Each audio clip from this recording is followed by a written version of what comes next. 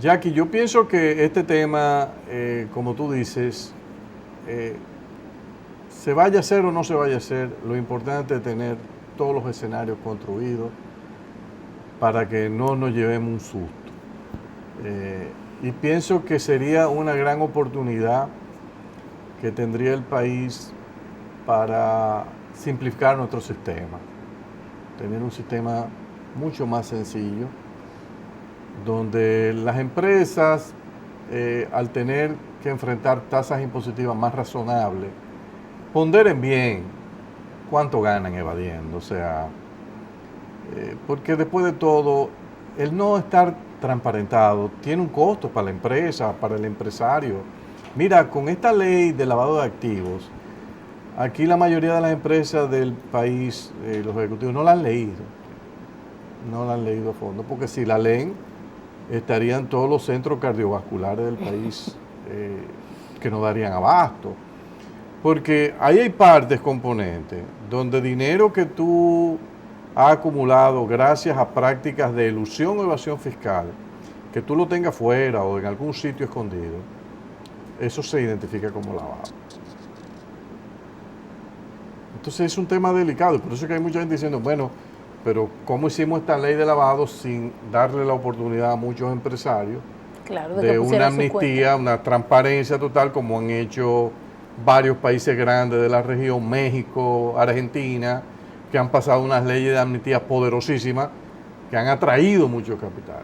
Pero era preparándose para una política pública mucho más penalizante en todo este modelo de castigar el lavado de activos, que no mucha gente lo asocia a operaciones ligadas al terrorismo y al narcotráfico. No es así, es muy amplio, o sea, hasta cierto punto es algo nuevo para países como nosotros, y en países con altos niveles de evasión como nosotros, esa ley es complicada, es muy complicada.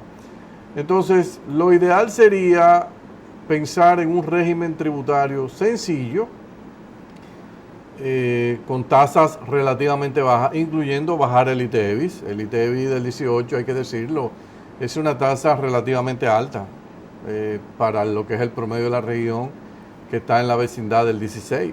Entonces, Dominicana podría moverse a un ITEVIS de 15 o de 16, o preferiblemente 15, eso sí, sin exención. De ningún tipo. Sin exención. Todo, bueno, quizá la educación pública exenta, la salud pública quizá exenta, pero más nada, todo lo demás tiene que tenerlo.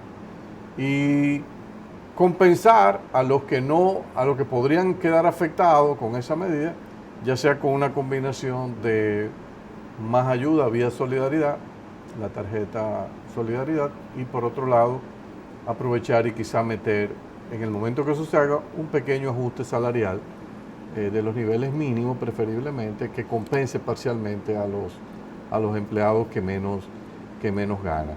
Ahí habría que aprovechar para hacer una segunda revisión de los aranceles, quizá bajar el arancel máximo. Ya los aranceles máximos en la región están por debajo del 10. Bueno, nosotros podríamos bajar quizá un 15. Y el impuesto sobre la renta de las corporaciones se podría poner en un 15. Usted va a decir, bueno, pero le estamos regalando a Estados Unidos un 5 de base tributaria. Bueno, ahora mismo le estamos regalando un 8, porque tenemos 27 y ellos tienen 35. O sea que eso es relativo. Si tú con eso logras atraer más empresas, y tú siempre puedes tener unos mecanismos mínimos, de impuestos mínimos para algunos sectores, que la tasa efectiva te la eleva un poquito por encima de ese 15%, sectores que operan como monopolios, etcétera, o que hay muy poca competencia. Pero creo que sería una bonita oportunidad para tratar de simplificar nuestro sistema, pocas tasas, bajas, y las bases lo más amplias posible. Podríamos recaudar más, combatiríamos la evasión y algo quizá que es lo más importante, le facilitaríamos el trabajo a la aduana, a la DGI, de manera considerable cuando cerremos todos los loopholes. Por ejemplo, aquí hay una serie de exenciones, todas las organizaciones religiosas se acogen a algún tipo de... Tú no te imaginas la cantidad de exoneraciones que se dan diario a organizaciones religiosas.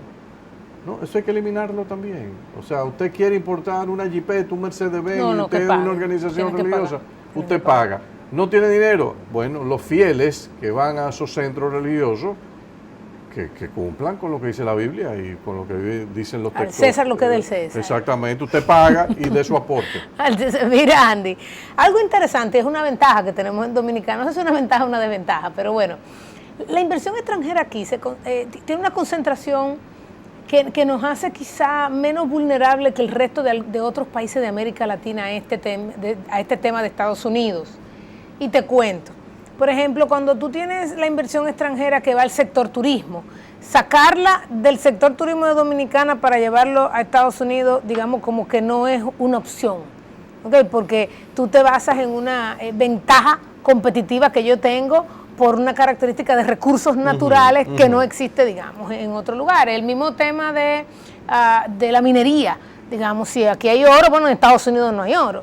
El mismo tema de la inversión extranjera que hay en telecomunicaciones. Hoy en día todavía, porque eso va a venir, pero todavía para tú producir los temas de comunicaciones tienes que estar aquí en Dominicana, o sea que está enmarcado en un mercado local. Entonces, mucho de la estructura que hay de inversión extranjera en República Dominicana hoy responde o a sectores no transables o a sectores donde nosotros tenemos una ventaja que es difícil de emular fuera. Claro. Hoy en día, por ejemplo, quizás los temas, si exportáramos más, quizás estaríamos en una situación más delicada.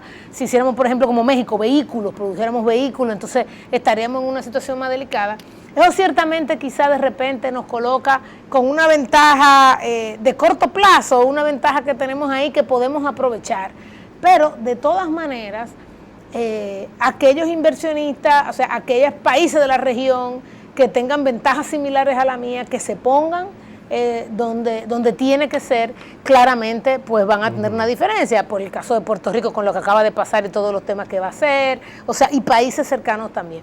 Tenemos esa ventajita que nos da tiempo para pensar, yo creo que nos da algún tiempo para pensar, pero el futuro está en ir, así como estamos convergiendo en términos de, como tú dices, la ley del lavado de activos, de la transparencia, vamos a tener también que hacer una convergencia en términos del manejo fiscal. Sí, y siempre hay el mecanismo de tú, por ejemplo, para si no quieres perder una base de recaudación fuerte en sectores que tú sabes que no te van a emigrar, tú puedes mantener el 15, no menos un X% de los ingresos brutos, en base a unas TET anteriores, tasas efectivas de tributación.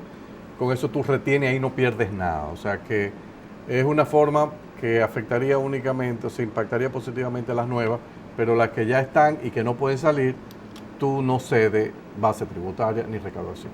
Se nos acabó el tiempo, nos vemos la semana próxima.